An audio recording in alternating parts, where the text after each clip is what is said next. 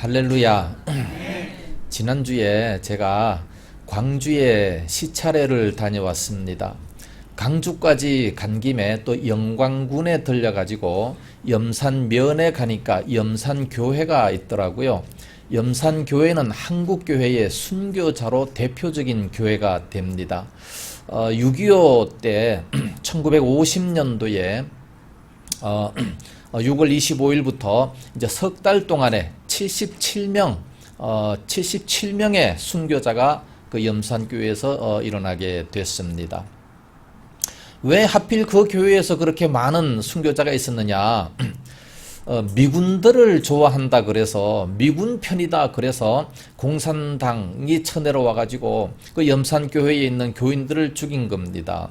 제일 먼저 목사님을 죽이고 사모님을 죽이고 그 가족들을 죽이고 그 손자까지 죽이게 되는데 그 손자가 5살이고 8살입니다. 그렇게 어린 아이들이라 할지라도 예수 믿는 가족, 목사님의 그 자손들이라 그래서 무차별하게 죽이는데 죽창으로 찔러서 죽이고 손가락으로 입을 벌려 찢어서 죽이고 이렇게 다 죽이는 그런 모습들이 그 교회에 다 나타나 있습니다.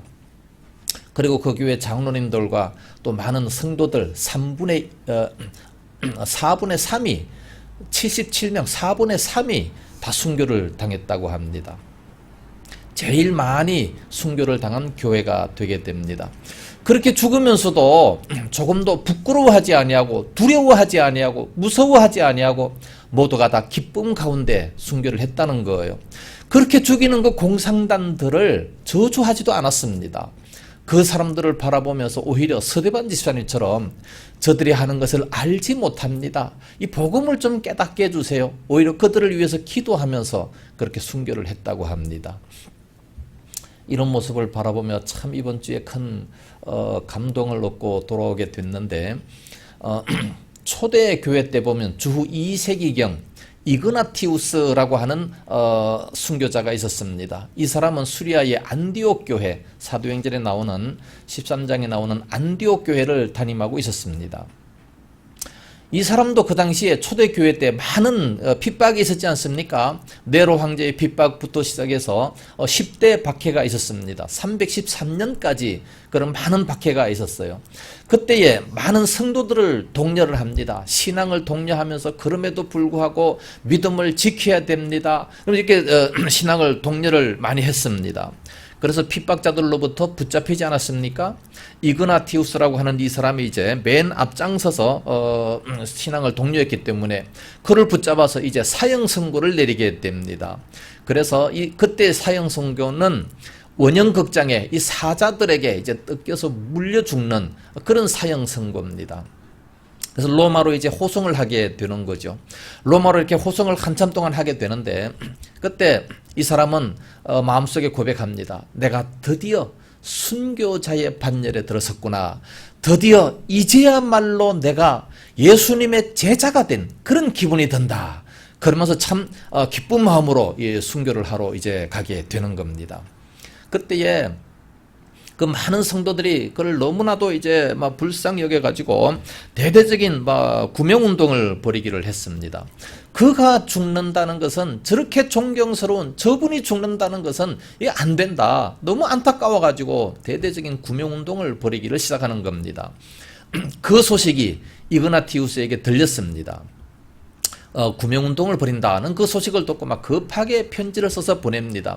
여러분들 제발 구명운동을 중단해 주시기 바랍니다. 나는 지금 나에게 있는 최선의 것 목숨을 드리기를 나는 각오하고 있습니다. 이 순교의 열정, 이 뜨거운 순교의 열정을 부디 꺾지 말아주세요. 그러면서 이렇게 오히려 이 순교를 잘 감당할 수 있도록 용기를 달라고 기도해 주세요. 그렇게 편지를 쓰게 됐습니다. 그래서 이 사람은 기꺼이 순교의 제물이 되어버리고 말았습니다. 믿음으로 살다가 믿음을 따라 순교함으로써 그의 삶을 아름답게 마감을 하게 됐습니다. 이 사람이 불쌍합니까? 순교한 사람들이 불쌍합니까?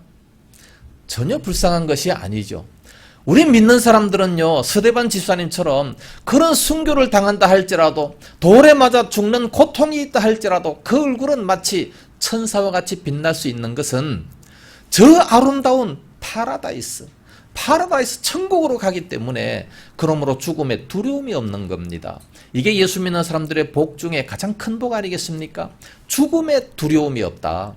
오히려 그 얼굴에 기쁨이 넘쳐서 그러면서 이제 순교를 하게 되는 겁니다. 우리의 가장 소중한 것, 가장 최대의 것이 뭐겠습니까? 물질입니까? 건강입니까? 목숨이잖아요.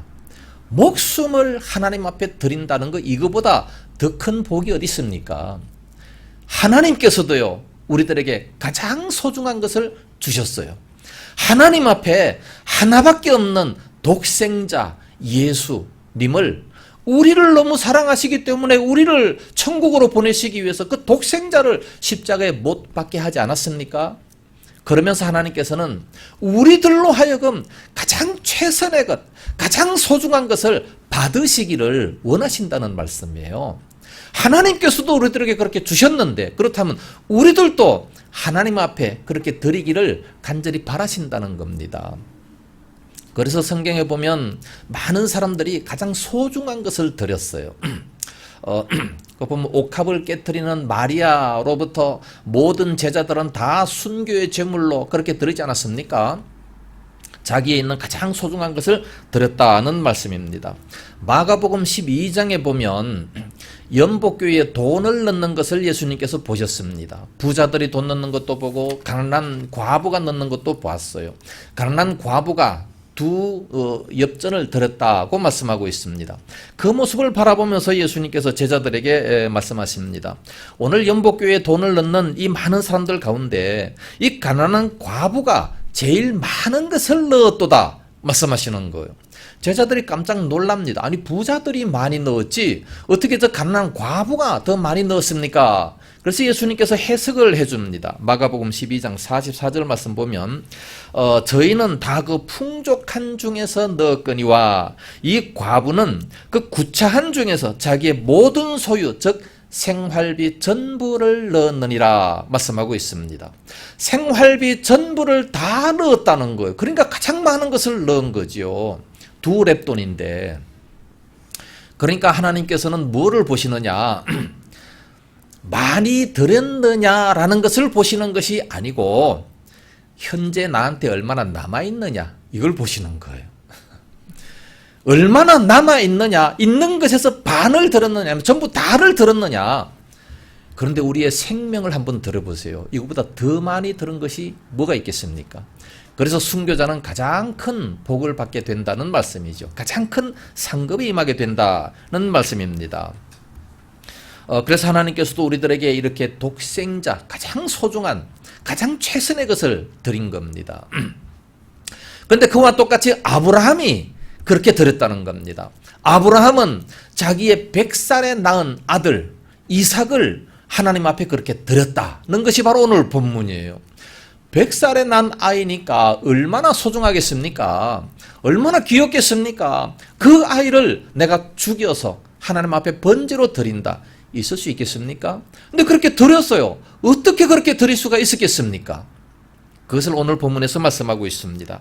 한번 세 가지로 찾아보겠습니다. 첫째로는 아브라함은 과연 어떤 믿음이었기에 그렇게 드릴 수가 있었는가? 하나님 제일주의 사상을 가지고 있었습니다. 하나님이 최고다, 하나님이 제일이다 라는 그런 신앙을 가지고 있었다는 말씀입니다. 17절 말씀에 보면 아브라함은 시험을 받을 때에 믿음으로 이삭을 드렸으니 그는 약속들을 받은 자로 돼 그 외아들을 드렸느니라 말씀하고 있습니다. 여기 보면 시험을 받을 때에 믿음으로 드렸다라는 것을 기록하고 있습니다. 이 역사적 배경은 창세기 22장입니다. 하나님이 아브라함을 시험하시려고 그 독자 이삭을 모리아 산에 가서 번제로 드려라 말씀하셨습니다. 하나님이 아브라함을 시험하시려고 하나님께서 아브라함을 시험하시는 겁니다. 시험하시기 위해서 그래서 너의 가장 소중한 독자 이삭을 드려라 그렇게 말씀하고 있는 겁니다. 아브라함이 75세에 부르심을 받아가지고 25년 동안 아들이 없었어요. 그래, 아들이 전혀 자식이 없었는데 얼마나 외로웠겠습니까? 그래서 하나님 앞에 기도하고 간구하고 25년 동안 기다리다가 겨우 100살에 얻은 아들 하나. 그것도 아브라함의 몸이 마치 죽은 것 같았고 그의 아내 사라의 몸도 마치 죽은 것 같은 태도 다 끊어져 버렸습니다. 그런 상태에서 하나님의 은혜로 말미암아 그 아들 하나를 얻었는데 더 이상 아들을 얻지 못하는 그런 모습 아니겠습니까? 그 아들 얼마나 소중해요. 너무 귀엽지 않습니까? 정말 너뚱이 중에 너무 너뚱인데 그 귀여운 아이를 번제로 드리라. 그때의 그 아이 나이가 17살이고 아브라함의 나이가 117살. 그때 가서 드리라는 겁니다. 그 참 어떻게 그렇게 드릴 수 있었겠습니까? 그러니까 보통 믿음은요. 나에게 이것을 주십시오 했을 때 하나님이 주셨어요. 이걸 굉장히 큰 믿음으로 생각합니다. 내가 기도하면 이렇게 응답받을 수 있다 그러면서 큰 믿음을 자랑하게 됩니다. 100살임에도 불구하고 아들을 주십시오. 아들을 얻었어요. 와, 참 대단히 큰 믿음입니다. 그거보다 훨씬 더 큰 믿음이 뭐냐? 드리는 거죠. 예? 지금까지 우리는 하나님 앞에 많은 것을 받았어요. 얼마나 많은 것을 받았습니까? 기도 안 해도 될 만큼 얼마든지 먹고 살 만큼 충분한 은혜를 받았어요. 이제는 우리가 드려야 됩니다. 드리는 것이 훨씬 더 큰 은혜죠. 훨씬 더 큰 믿음이다. 그렇게 볼 수가 있는 겁니다. 정말 그 아들을 바치라 라고 말씀했을 때 이거 정말 감당하기 어려운 그런 시험 아니겠습니까? 그런데 그 아들을 바치라 했을 때 이 히브리서에 보면 두 가지로 말씀하고 있습니다. 그 아들이 어떤 아들이냐? 17절 말씀 보면 시험을 받을 때 믿음으로 이삭을 드렸으니 그는 약속들을 받은 자들이다. 약속을 받은 자라고 말씀했고 또 외아들을 드렸느니라. 이 두 가지로 말씀하고 있습니다. 그는 약속의 아들이에요. 하나님께서 약속해 준 아들입니다. 이 아들을 통해서 하늘의 별처럼 땅의 모래처럼 땅의 티끌처럼 이렇게 많게 번성할 수 있도록 만들어 주겠다 말씀하셨습니다. 그 이삭을 통해서 하늘의 별처럼 많은 자손을 주시겠다 약속한 아들인데 그 아들을 죽여라. 말이 돼요? 하나님의 그 말씀을 얼마든지 의심할 수도 있었다는 겁니다. 그럼에도 불구하고 믿음으로 이삭을 드렸으니 라고 말씀하고 있어요. 더군다나 그 아들은 외아들이다. 독생자라 말씀하고 있습니다. 물론 하갈을 통해서 이스마엘을 낳은 적이 있었습니다. 그러나 그 아이는 약속의 아이가 아니었죠. 오직 이삭을 통해서 약속을 준 그 외아들이다 라는 말씀입니다. 그러니까 약속을 받은 그런 외아들 이삭인데 그 아들을 번제로 드리라 그렇게 말씀하고 있습니다. 그랬을 때 그 어떻게 순종을 해야 되나요? 말아야 되나요?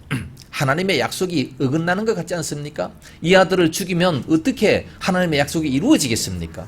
인간의 판단으로 아니다. 죽이면 하나님의 약속이 이루어지지 않으니까 살려야 돼. 그러면서 안 죽일 수도 있었겠죠. 그러나 아브라함은 그렇게 하지 않았어요. 창세기 22장에 보면 아침에 일찍이 일어나서 모리아산으로 그를 데리고 갔다 말씀하고 있습니다. 아침에 일찍이 일어났다라고 하는 것은 즉각적인 순종입니다. 하나님의 말씀, 하나님의 음성이 들려지자마자 즉각적으로 바로 순종하는 그런 모습입니다. 오늘날 우리들이 하나님의 뜻을 깨달으면 곧바로 순종을 해야 돼요. 이게 만약에 이틀이나 3일 정도 지나면 의심이 생깁니다. 해야 되나 말아야 되나. 이거 아무리 생각해도 잘못됐다. 인간의 판단은요 잘못된 거예요. 하나님의 뜻이 하나님의 판단이 옳은 것이지 인간의 판단은요 계속해서 경험적으로 생각하고 과학적으로 생각하고 하다가 보니까 다 틀리게 되는 겁니다. 그러니까 하나님의 뜻을 깨달으면 성경 말씀이 내게 임하면 적시로 앞뒤 따지지 말고 좌우로 치우치지 말고 바로 순종하는 그런 모습들이 대단히 필요한 겁니다. 그래서 17절에 보면 믿음으로 이삭을 드렸으니 그렇게 드렸습니다. 어떻게 그렇게 드릴 수가 있었느냐? 아브라함에게 있어서는 이삭이 너무나도 소중한 존재였지만 그러나 이삭보다 더 소중한 분이 계시다는 거죠. 그게 누구냐? 이삭을 주신 하나님이 훨씬 더 소중하다는 말씀이에요. 그러니까 우선순위를 어디에 둬야 되냐? 내 생각에다 둬야 되냐? 하나님 말씀에다 둬야 되냐? 우선순위를 하나님에게다 둔 거죠. 그 이삭이 너무너무 소중했지만 그러나 그보다도 그 이삭을 주신 하나님이 훨씬 더 소중하다라는 그런 믿음을 가졌다는 겁니다. 그래서 하나님 제일주의, 그런 믿음을 가지고 있었죠. 그렇기 때문에 하나님 말씀에 순종하지 아니할 수가 없는 그런 모습이 되게 되는 겁니다. 우리가 찬송가도 많이 부르지 않습니까? 찬송가 94장에 주 예수보다 더 귀한 것이 없네. 주 예수보다도 귀한 것은 없네. 이 세상 부귀와 이 세상 행복과 바꿀 수 없네. 이 세상 부귀와 재물과 행복과도 바꿀 수 없다고, 우리 예수님이 가장 귀하다고 찬송은 합니다. 그러나 우리들의 실상 생활이 그렇습니까? 그렇게 되기를 바랍니다. 그게 우리들에게 훨씬 더 유익이에요. 하나님 제일주의로 살아가는 것이 훨씬 더 유익하다는 말씀입니다. 우리 인생은요, 인간의 생각으로 5분 앞도 판단하지 못합니다.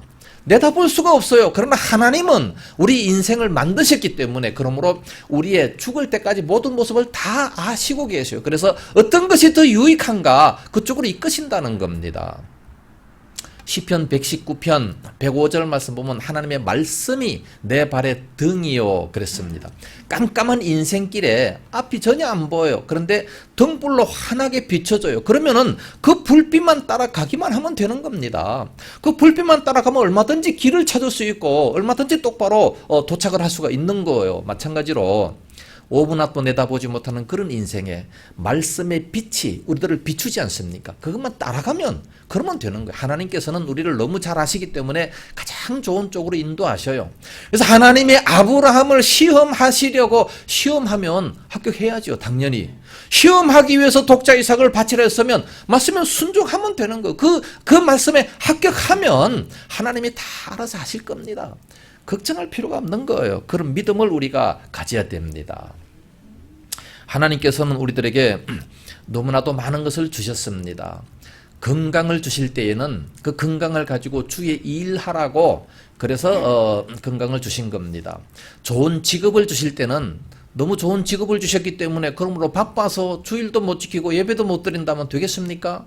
우리들에게 물질을 주셨을 때에 그 물질 가지고, 그 물질이 너무 아까우니까 헌금도 못하고 너무 인색하고 그러면 되겠습니까? 하나님께서 우리들에게 주신 것을, 아무리 많은 것을 주셨지만 그것보다 더 소중한 분이 누구냐? 하나님이죠. 하나님께서 훨씬 더 소중하기 때문에 하나님 제일주의로 우리는 살아가야 됩니다. 그래서 이 시간도 우리는 결단해야 됩니다. 하나님을 제일주의로, 하나님을 가장 우선순위로 하고 살아야 된다. 그런 결단을 해야 됩니다.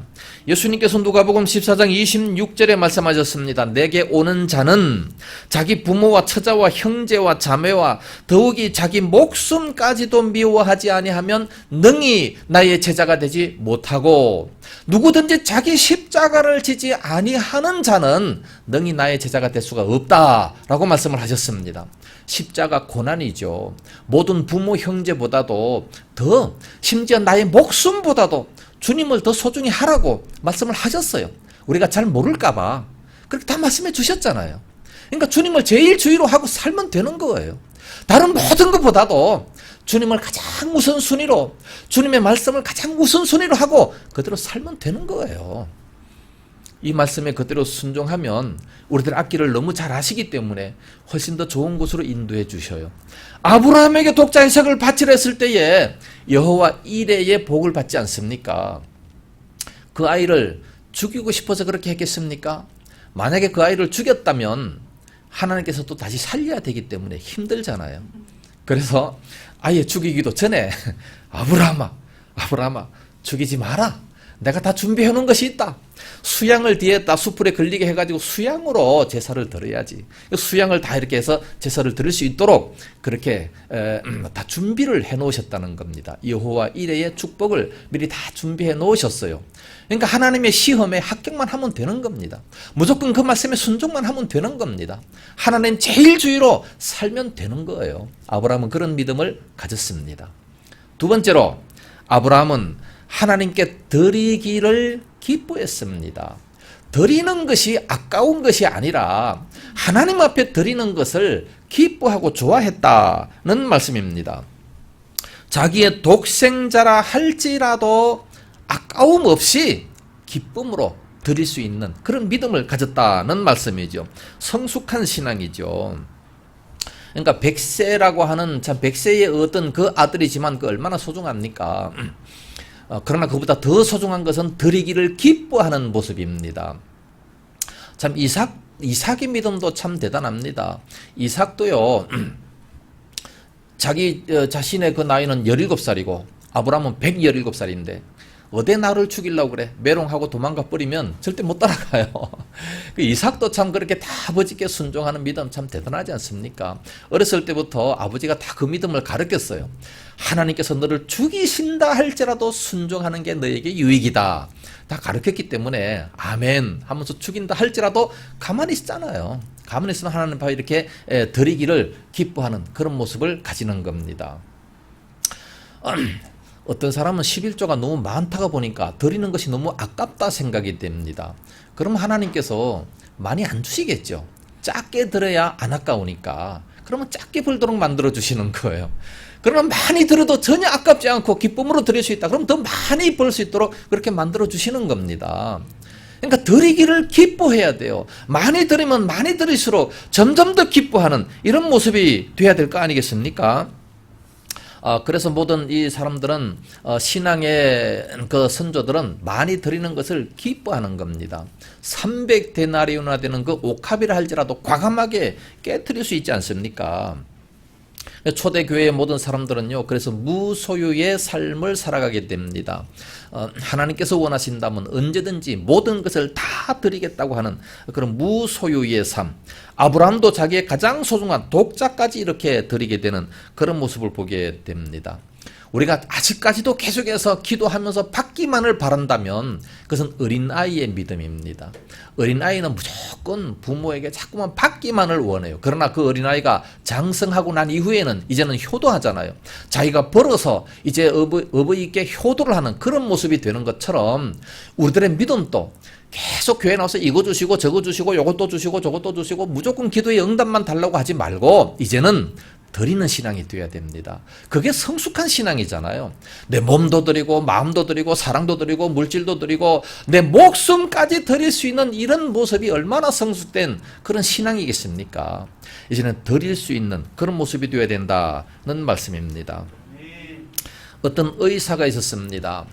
돈을 많이 벌기를 원했습니다. 왜냐하면 병원을 이제 개업을 하다가 보니까 빚을 너무 많이 져가지고 그래서 이 빚을 갚으려면 이 손님들이 많이 와가지고 빨리 빚을 갚아야 되는데 그런데 처음 개업하다 보니까 이 장사가 잘 안 되는 겁니다. 사람이 너무 안 와요. 그래서 하나님 앞에 기도합니다. 하나님 제발 손님들을 좀 많이 보내주셔서 이 빚을 좀 빨리 갚아야 될 거 아니겠습니까? 빚을 빨리 갚아야지 그래야 또 하나님의 일도 할 수 있고 하니까 손님들을 많이 보내달라고 아무리 기도해도 감동이 안 오는 겁니다. 한참 동안 기도하다가 나중에 생각해 보니까 이거 아무래도 내가 잘못 기도를 하고 있다 생각하는 겁니다. 왜냐하면 손님들을 좀 많이 보내달라. 이 무슨 기도예요? 장의사가 장사가 잘 되게 해달라. 기도하는 것은 사람이 좀 많이 죽게 해주십시오. 그런 기도나 마찬가지 아니겠습니까? 그러니까 병원의 의사가 손님들이 좀 많게 해주십시오라고 하는 것은 좀 아픈 사람이 좀 많고 아니면 사고라도 좀 많이 나가지고 병원에 오도록 이렇게 하는 그런 기도를 드렸다는 그런 생각이 드는 겁니다. 하나님이 내가 잘못 기도를 드렸네요. 하나님, 이 장사가 잘 돼야 되는데 어떻게 기도했으면 좋겠습니까? 하나님 앞에 지혜를 구했습니다. 그랬더니 하나님께서 지혜를 주시는데 그런 기도를 하지 말고 오는 손님들을 어떻게 최대한 내 사랑을 다 보여줘서 정말 하나님의 사랑을 가지고 어떻게 그를 대접하며 어떻게 그를 고칠 것인가, 그거나 연구해라. 하나님께서 그렇게 말씀하시는 거예요. 그래서 그때서부터 탁 손뼉을 치면서 아, 그렇구나. 하나님께 영광을 돌린다는 것은 내 욕심을 부리는 것이 아니고 어떻게 해서라도 저 사람의 병을 빨리 고치고 저 사람을 기쁘게 하고 저 사람을 행복하게 만들어주는, 이게 바로 하나님께 영광을 돌리는 것이다. 그렇게 생각을 해서 그 다음서부터는 이제 오는 손님들마다 돈 벌 욕심으로 뭐 자꾸만 그렇게 하는 것이 아니고, 요즘에 병원들은요 돈 벌 욕심이 대단히 많습니다. 의료보험 돼요? 실비보험 돼요? 그것 딱 물어보고 된다 그러면 막 갖다 뒤집어 씌워요. 이것도 검사하고 저것도 검사하고 필요 없는 거 다 그냥 검사하게 만들어서 돈을 법니다. 근데 이 사람은 그게 아니고 그 사람을 기쁘게 하고 빨리 회복될 수 있도록 그렇게 최대한 노력을 하면서 이제 의사 선생질을 잘 했습니다.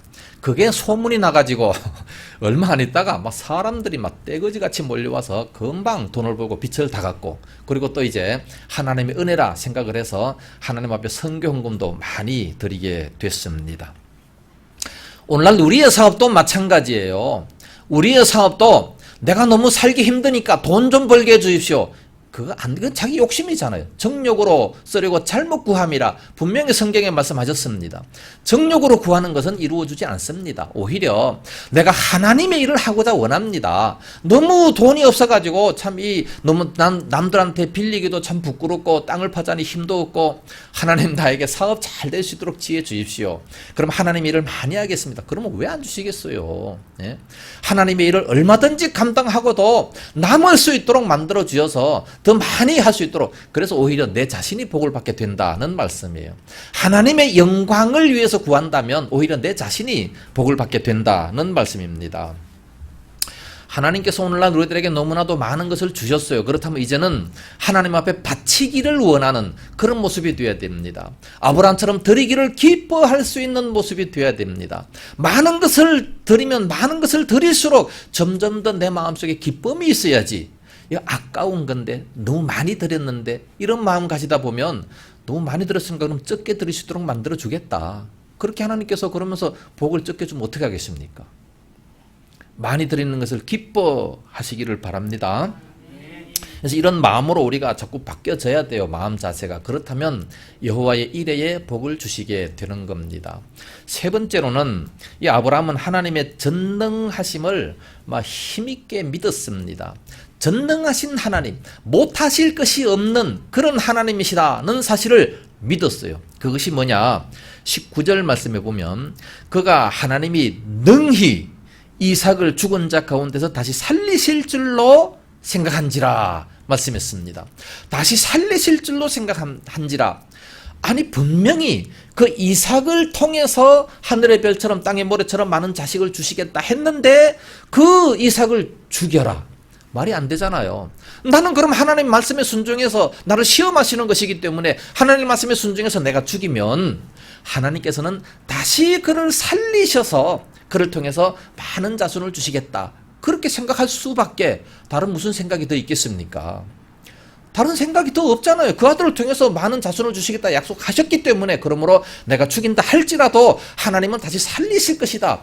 하나님은 그런 전능하신 하나님이시다 라는 사실을 믿었다는 거죠. 하나님은 전능하십니다. 못하실 것이 없으신 하나님이셔요. 뿐만 아니라 하나님의 말씀이 전능하십니다. 대저 여호와의 말씀은 능치 못하심이 없느니라. 누가복음 1장 37절 말씀입니다. 그래서 태초에 하나님께서 가라사대 빛이 있어라 하니까 빛이 있었어요. 말씀에 능력이 있지 않습니까? 하나님은 말씀만 하시면 그대로 다 이루어지는 겁니다. 고침 받으라. 그럼 그냥 고침 받는 거예요. 얼마나 전능하십니까? 정말로 능력이 한이 없으신 그런 하나님이십니다. 그런 하나님이심을 아브라함은 믿었다라고 말씀하고 있습니다. 그를 다시 살리실 줄로 믿었다라고 말씀하고 있습니다. 그것을 굳게 믿었기 때문에 그러므로 독생자까지라도 번제로 드릴 수가 있었다는 말씀입니다. 참 이 하나님의 말씀은 에스겔 골짜기에 있는 그 마른 뼈들까지라도 하나님의 말씀을 대언하니까 그들이 다 살아나서 극히 큰 군대가 됐다라고 말씀하고 있습니다. 그렇기 때문에 이삭도 얼마든지 다시 살릴 수 있다라는 사실을 믿었다는 거지요. 그래서 아브라함이 이제 손을 들어서 그 이삭을 죽이려고 합니다. 손을 번쩍 들고 죽이려고 할 때 하나님께서는 그를 붙잡습니다. 아브라함아, 아브라함아, 네 손을 그에게 대지 말라 말씀하셨습니다. 그러면서 이미 네 마음을 다 받았다, 시험에 합격했다라고 말씀하고 있는 겁니다. 그래서 이미 드린 것이나 다름없어요. 하나님께서는 이미 그 아들을 받은 것이나 다름이 없는 겁니다. 그래서 19절 하반절에 비유컨대 그를 죽은 자 가운데서 도로 받은 것이니라. 이미 하나님은 죽은 자 가운데서 다시 받았어요. 실제로는 안 죽었지만 비유컨대, 비유로 말씀하고 있지 않습니까? 이미 비유컨대 그의 마음을 다 받았다는 겁니다. 죽은 자를 다시 살린 거나 마찬가지고 하나님께서는 이미 그 번제를 다 받은 것이나 마찬가지다. 그렇게 말씀을 하신 겁니다. 그래서 죽은 자 가운데서 도로 받은 것이니라. 도로 받았다. 다시 부활됐다. 그렇게 기록을 하고 있는 겁니다. 그래서 이삭을 믿음으로 드렸으니까 이삭을 믿음으로 드렸으니 이것도 완료형 아니겠습니까? 이미 드렸다. 아브라함은 그를 죽이지는 않았지만 그러나 이미 드렸어요. 드렸으니까 하나님께서도 이미 받으셨다. 완료형으로 이렇게 히브리 기자는 그렇게 기록을 하게 됐습니다. 어떤 집사님께서 사업을 이제 크게 하셨습니다. 그런데 그만 부도가 나고 말았습니다. 걱정이 태산 같았습니다. 그러다가 이제 근신된 마음을 가지고 교회 가서 예배를 드립니다. 그런데 예배를 드리는데 하필 그날따라 목사님께서 무슨 설교를 하셨느냐, 겨자씨 믿음을 설교를 했습니다. 겨자씨만한 믿음만 있다 할지라도 이 산을 들어서 저리로 던지우라 하면 던져질 것이요. 그 말씀에 크게 은혜를 받았습니다. 내가 이렇게 낙심하고 실망을 하고 있는데 겨자씨만한 믿음만 있다 할지라도, 겨자씨가 뭡니까? 겨자씨 보셨죠? 볼펜으로 점을 딱 찍으면 아주 점 하나 있는 그 정도의 가장 작은 씨입니다. 아주 그렇게 작은 씨, 그 작은 씨를 실제로 가지고 나와서 보여주면서 막 설교를 했어요. 요렇게 작은 씨인데 이 씨가 이제 자라게 되면 큰 나무가 돼. 한 3, 4m 정도 이렇게 나무가 된다. 그런데 요런 겨자씨만큼의 믿음만 있다 할지라도 이 산을 들어서 던지오라 하면 던져질 것이요. 자기는 생각합니다. 그렇다면 나는 겨자씨 믿음도 없나? 겨자씨만큼의 믿음도 나에겐 없구나 라는 사실을 알게 된 겁니다. 그래서 예배 끝나자마자 목사님을 찾아갔어요. 찾아가가지고 목사님, 겨자씨 하나만 좀 선물로 주세요. 겨자씨 하나를 선물로 받았어요. 받았으니까 이제 그 겨자씨를 스카치 테이프에다가 딱 묻어가지고 자기 명함 뒤에 딱 붙여놓고 믿음이 약해질 때만 되면 항상 그 겨자씨를 바라보는 겁니다. 야, 이렇게 작은 겨자씨, 내가 요만큼의 믿음도 없단 말이야. 그래서 날마다 염려하고 근심하고 걱정하고 요런 믿음이 나에게 없었다. 그러면 안 되지. 그러면서 다시 큰 믿음을 가지려고 하나님의 말씀을 믿으려고 막 계속해서 노력을 했던 겁니다. 그 결과 나중에 이제 그 사업이 크게 이제 부흥이 됐습니다. 그 사업이 다 이제 크게 부흥이 되고 다 회복이 되고 난 이후에 많은 사람들이 그에게 찾아와서 묻습니다. 아니 사장님, 그렇게 어려웠던 그 시절을 어떻게 넘기고 이렇게 다시 크게 번성할 수가 있었습니까? 물으니까 딱 속에서 명함을 딱 꺼내서 이것 때문입니다. 웃으면서 이 겨자씨 때문에 나는 크게 성장할 수 있었습니다. 내가 실패했을 때에 겨자씨만한 믿음도 없다는 것을 내가 깨닫고 내가 크게 후회하고 믿음을 더 크게 가져야 되겠다.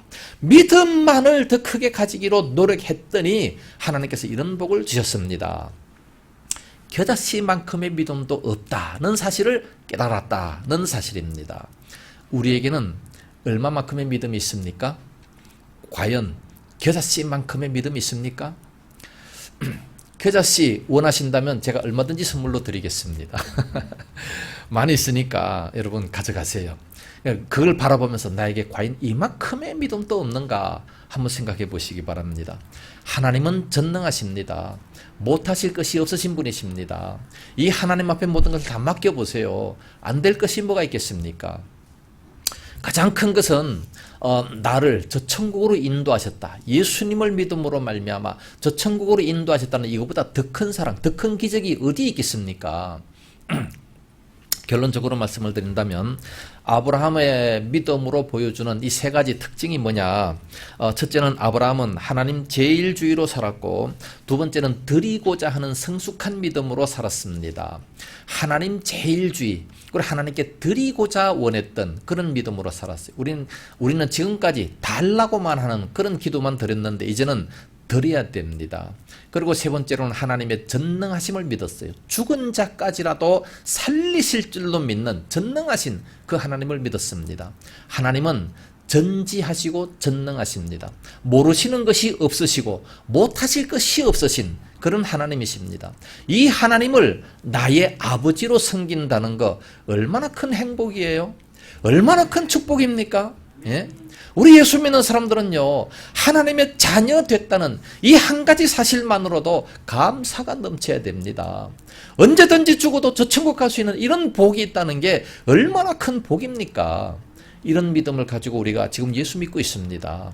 정말로 행복감과 감사와 찬송이 넘치는 이런 신앙생활을 잘 감당할 수 있기를 예수님 이름으로 축복합니다.